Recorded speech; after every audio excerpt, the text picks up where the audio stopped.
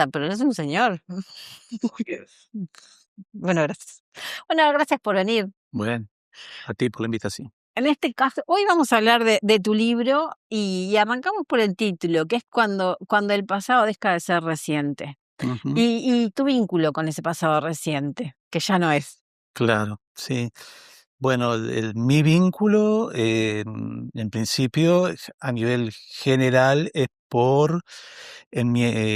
yo, por ejemplo, me fui a Argentina con 17 años por temas de militancia, no precisamente no en los grupos más conocidos, sino pero por la situación general que había. Y en Argentina, en el año 78, mi hermano es uno de los detenidos desaparecidos. Ahí volvimos para acá con la familia de él, en realidad, con la esposa de él y sus dos hijos, de 6 años y 1 año.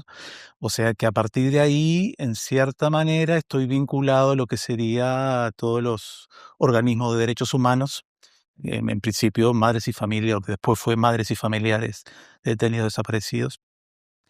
Y bueno, recuerdo de toda esa época ya el comienzo de la militancia por lo que en ese momento no sabíamos, ¿no? Que era el hecho de la desaparición, es como un procedimiento sistemático por parte de las dictaduras. Pero después con el tiempo, obviamente, soy parte de toda esa historia, ¿no? De todo ese proceso que son idas y venidas. Yo a comienzos de los años 2000 saqué una serie de notas en el semanario Brecha,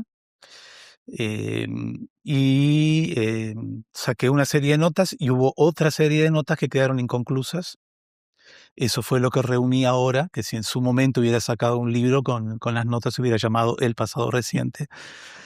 40 años después se llama Cuando el pasado deja de ser reciente, que es una manera de constatar no el cierre de ciclos, pero que ya los ciclos tienen una duración como para ser analizados en sí mismos. ¿Mm? A ver, ampliaba un poquito más ese concepto. Claro que, digamos, en Uruguay son 40 años, ¿no? Después de la dictadura, pero si midiéramos en tiempo, la última dictadura fue en Chile, en que se salió de la dictadura en el año 90, y el periodo en que comenzó se podría marcar año 54 con las dictaduras de Guatemala y de Paraguay. Entre el 54 y el 90 son 36 años, y entre el 90 y esa última dictadura y hoy son 36 años. O sea, el periodo en que podemos analizar es tan largo como el periodo analizado a nivel continental, ¿no? Entonces, es una manera como decir, bueno, por eso han salido libros que ya analizan qué pasó con las comisiones llamadas de verdad, ¿no? Como comienzan a sistematizar por qué hay un tema crónico con estos datos de que a tantos años todavía se sabe, no se sabe, los archivos están o no están, no estaban, pero estaban, se encontró, y bueno, y cada vez que aparece un cuerpo, por ejemplo, es una conmoción nacional.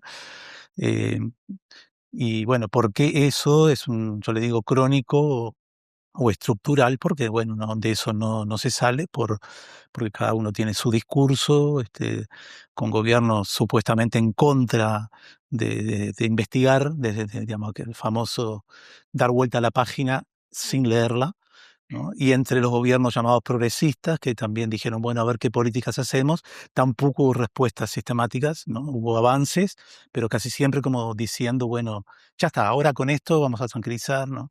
Entonces, bueno, el libro un poco intenta, no de una manera ni ensayística, ni de historiador, ni de investigador, sino al principio dice, ¿no? Que maneja datos verificables, pero con un, este, un ropaje más literario, ¿no? Tiene mucho de música también, tiene Mm, muchas citas, tiene mucha lectura. O mm, sea, en el transcurso del libro podemos concluir todo lo que leíste mm, para que supongo que lo tenés incorporado para mm, sacarlo cuando estás mm, escribiendo, porque no es que te mm. pones a leer Claro, sino claro, que en claro, tu dinámica tenías toda esa claro, lectura claro. arriba y es muy musical también. Sí, obviamente por el oficio, digamos, hay muchísimos ejemplos desde lo musical, de todo tipo, ¿no? De las canciones, por ejemplo, específicamente que han tratado la temática, hasta, bueno, no sé, la represión al terreno de la cultura artística del momento, ¿no?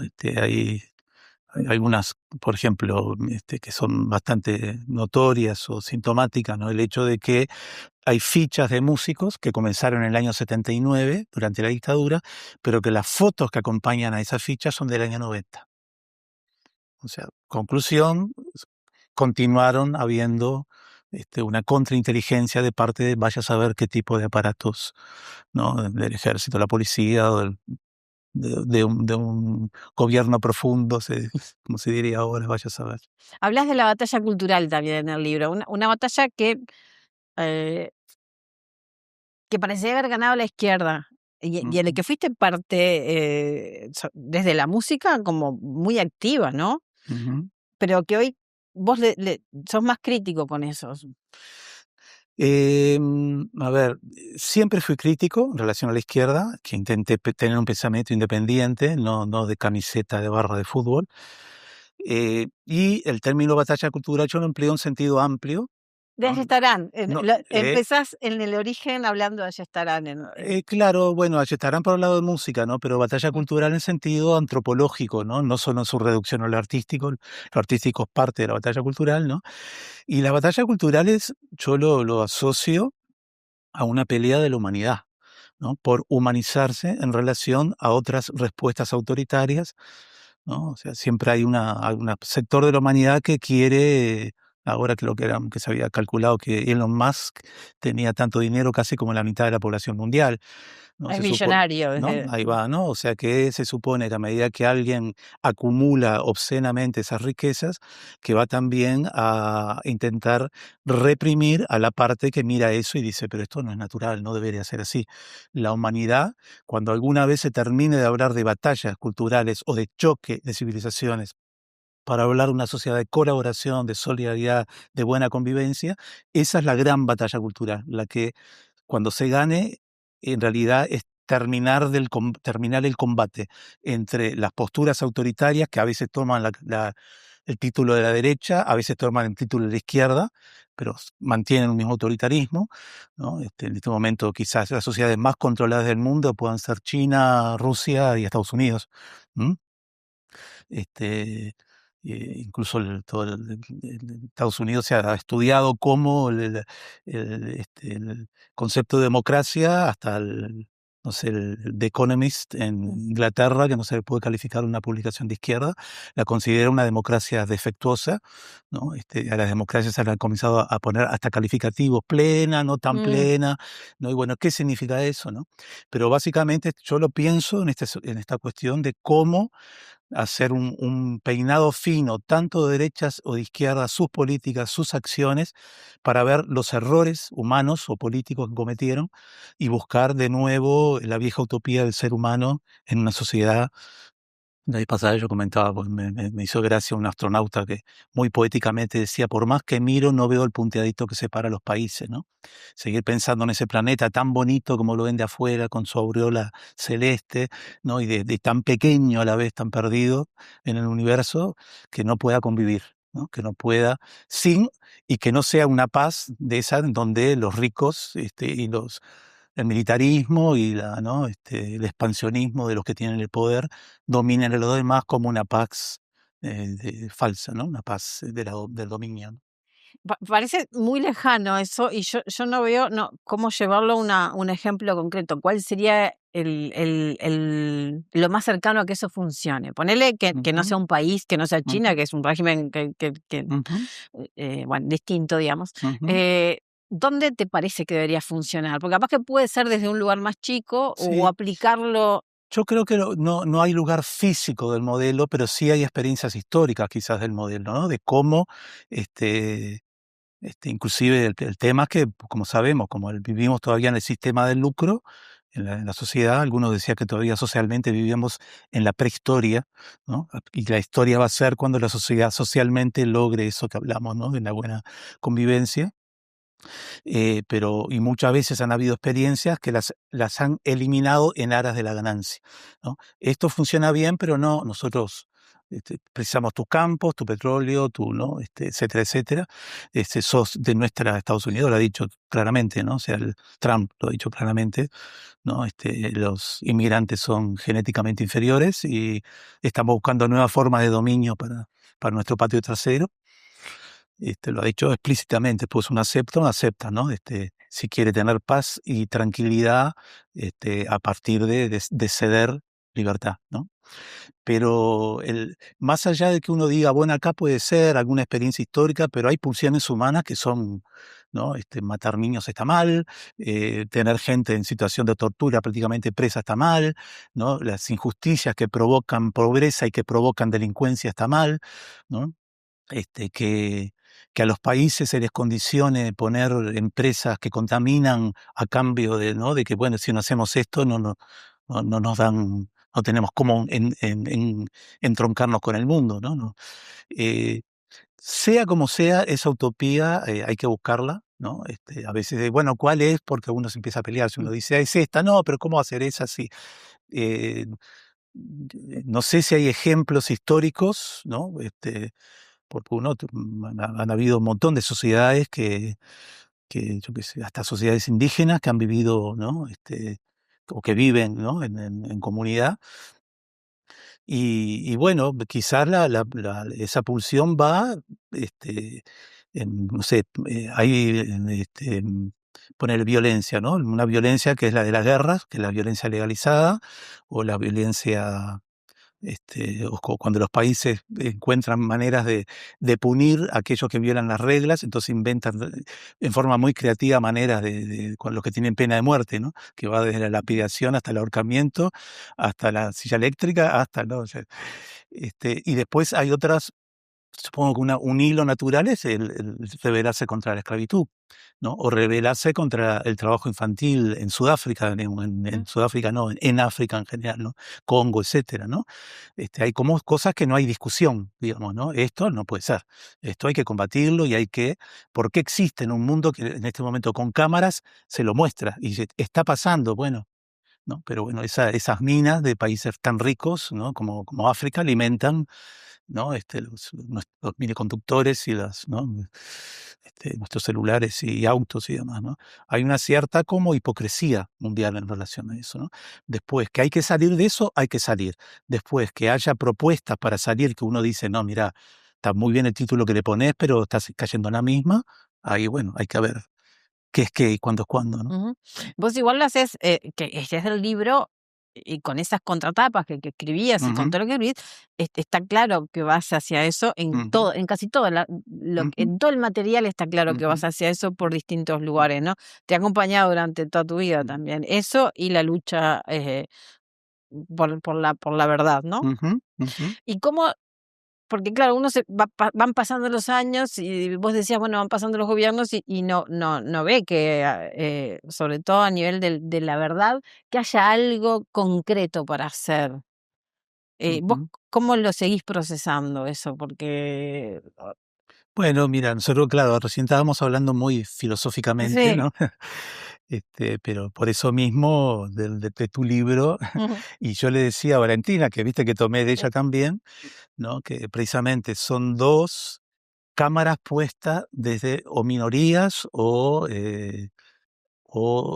sectores débiles, ¿no? De lo femenino o desde, en este caso, la visita de familiares ¿no? a presos. Y el tema de la verdad puntualmente en en ese pasado reciente que no es tan reciente, yo le digo precisamente que es un tema crónico porque están los que quieren pasar por alto. Cuando se habla, incluso cuando Milei habla, ¿no? De la verdad completa y demás, yo estoy de acuerdo, ¿no? Que esa verdad completa sume, por ejemplo, los delitos económicos en época de dictadura que nunca se juzgaron, ¿no? Y que también abarque a todas las cosas criticables que hicieron los sectores de izquierda, incluido la guerrilla, que la izquierda no era solo la guerrilla, obviamente, ¿no? Eh, entonces, la verdad, en todo caso, es como muy polémica y no es lo mismo que la autocrítica de mentirita, ¿no? Esa autocrítica a veces los partidos se hacen, bueno, tendríamos que haber hecho más esfuerzos, ¿no? Una autocrítica cosmética, porque en definitiva una crítica o una verdad completa habría que llegar a fondo de muchas posturas, ¿no? Y de muchas colaboraciones con la dictadura y de muchas maneras de cómo accionar de la izquierda que implicaría una crítica muy profunda, muy de fondo. Eh, de nuevo fui a lo más filosófico, a lo más genérico. Pero en cuanto a cómo solucionar, es muy complicado, ¿no? Porque por un lado sabemos que cuando yo en el libro lo pongo, ¿no?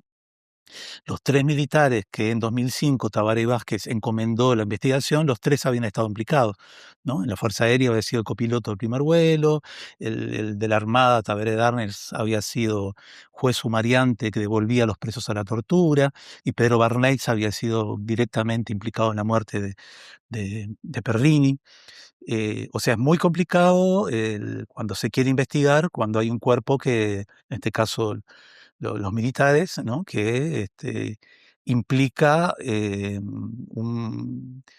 exponerse de una manera tremenda. Por ejemplo, está confirmado, ya que el ejército, la Fuerza Aérea lo dijo, la existencia del segundo vuelo el 5 de octubre del 76, que trajo casi 30 personas.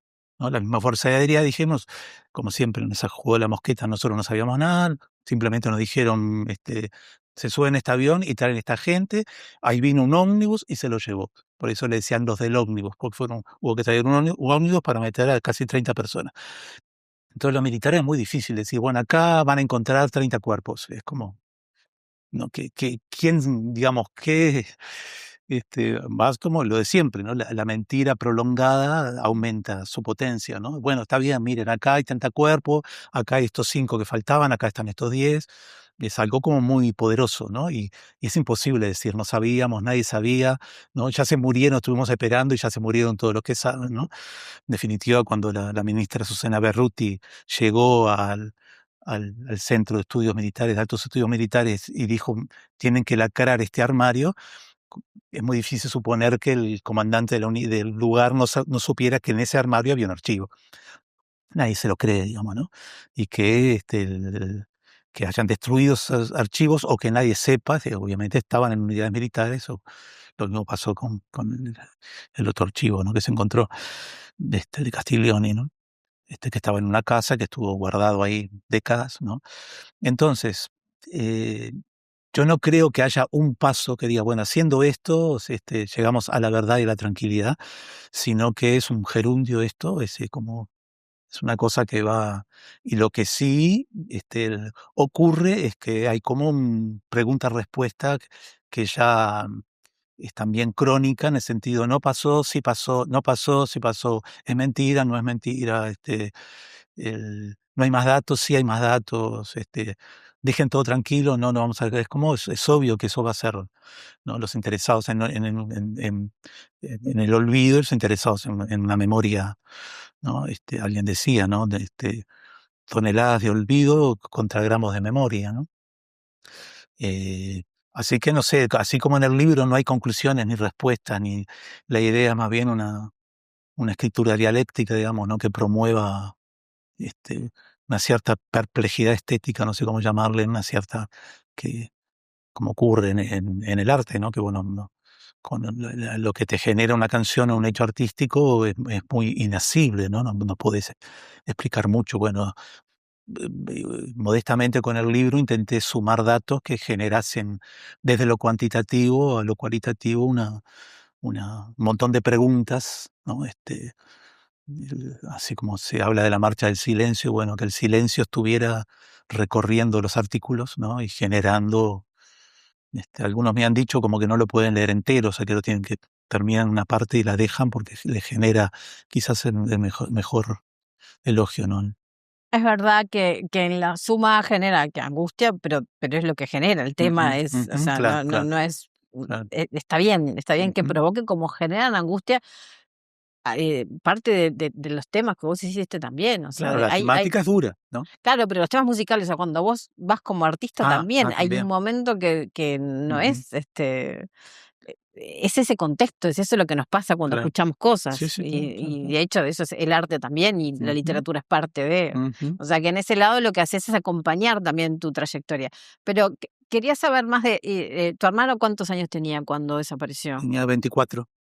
Y él salía de Argentina en el mismo marco que Sí, ustedes. O sea, sí, nos fuimos juntos. militaba Este, donde en el. es que no era ningún grupo, era un grupo disidente de los otros grupos, desde una línea que yo mantengo hasta el día de hoy. En mi caso, por lecturas, yo a veces he contado que mi hermano trabajaba en una encuadernadora de libros y se apareció un día con un libro y me dijo, salió esto, que era Pedagogía del oprimido de Paulo Freire, que pues, fue una lectura que me marcó, que era precisamente una manera no didáctica ni oportunista, o no sé cómo llamarle, dirigista, le decía bancaria, ¿no? Del trabajo con la gente, ¿no? Sino digamos, como siempre, ¿no? El gran tema es no usar a la gente como carne de cañón o como masa, sino lograr que despertar como individuos, ¿no? Y ese despertar no va en que uno sepa todo, sino generar un intercambio de saberes, diría él, ¿no? Entonces, sin duda, ¿no? Yo estaba desde un punto de vista es un tipo de sociedad que tiene que cambiar de fondo, ¿no? Pero no estaba de acuerdo con por eso yo te decía hoy que siempre tuve una actitud crítica con esa izquierda que venía mucho con seguridades de manual, de acuerdo al país al cual respondiera, ¿no? A los modelos que se proponían como modelos precisamente de cambio en el momento, ¿no? Y bueno, sí, nos fuimos juntos, pero después allá, en realidad nos integramos, ¿no? Mi hermano era obrero gráfico y tiene un grupo gráfico, ¿no? Que lo llevaron en averiguaciones por su militancia sindical y bueno, solía ocurrir en la época, como la tortura era sistemática, cuando se estaban muy lastimados, pues lo mataban porque no querían dar respuesta de volver a una persona toda Claro, pero destruida. pero tenía 24 años, no tenía un grado de No, compromiso. era militante de, sindical, de- de un grupo de- sindical de gráfico, o sea, no estaba vinculado a PVP, ni a GAU, ni a MLN, ni nada. No. Yo tampoco, yo en ese momento no tenía militancia partidaria ni. ¿No? Y cuando te viniste para acá, ¿cuántos tenías? Yo me fui con 17 y Sí, volví con 24. la edad que desapareció él, Sí, que desapareció que eso. además hoy ves a los 17 y a los 24 tan Son distintos otras edades, como los claro, 17 y otras coordenadas. 24 Ujú, de la dictadura, tanto argentina ujú, como uruguaya, ¿no? ujú. Tenían como, Sí, sí, obviamente, otra manera otro de ver marco. el mundo, Claro, pero claro, eran claro, otros 24. claro, totalmente. ¿Y ahí qué hiciste cuando volviste? No, y volví, me sumí un poco al llamado canto popular de la época, ¿no? Con éxitos. Te ¿Eh? llamaste, te sumaste con grandes, hubo ahí un peso también, en un momento. Sí, la música fue como en realidad no sé cómo decir, ¿no? La gente, yo cuando llegué llenábamos teatros de 300 personas, pero ya a los meses era llenar el Peñarol de 4.000 personas prácticamente una vez por semana, ¿no? Que la gente, nosotros sabíamos que no solo venían a ver por la linda música que hacíamos, sino que la gente canalizaba en esos encuentros, ¿no? En lo que no, esas reuniones que no podían hacer afuera, ¿no? De juntarse. A la vez no sabíamos bien por qué muchas cosas permitían, quizás se les fue de las manos, ¿no? Un poco la dictadura, pero. Y bueno, estuve siempre dando clases, que fue otra cosa que comencé enseguida. O sea, ya hace casi medio siglo, digamos, que doy clase. Eh, y, y bueno, siempre, tú me preguntabas qué hay que hacer. Bueno, yo siempre vinculado pensando en que no solo hay que teorizar sobre la realidad culturalmente, sino que hay que construir esa realidad. Y bueno, ahí fundamos el Taller Uruguayo de Música Popular en el 83, eh, trabajando en Ediciones Ayuita Poabé, que es una editorial ¿Mm? en música equivalente a lo que sería Cinemateca en cine o Banda Oriental en libros, ¿no? Esa sería como una respuesta, en este caso de instituciones culturales, pero también de individuos, ¿no? Con los años yo ya no estaba trabajando, pero el Taller Uruguayo de Música Popular salió Murga Joven, por ejemplo, de ahí. O sea, ¿no? Las cosas hechas por amor a los demás y no por amor al dinero generan, a la vez se multiplican en actitudes similares, ¿no? Muchas gracias, Rubén, por venir. Bueno, a ti por la entrevista.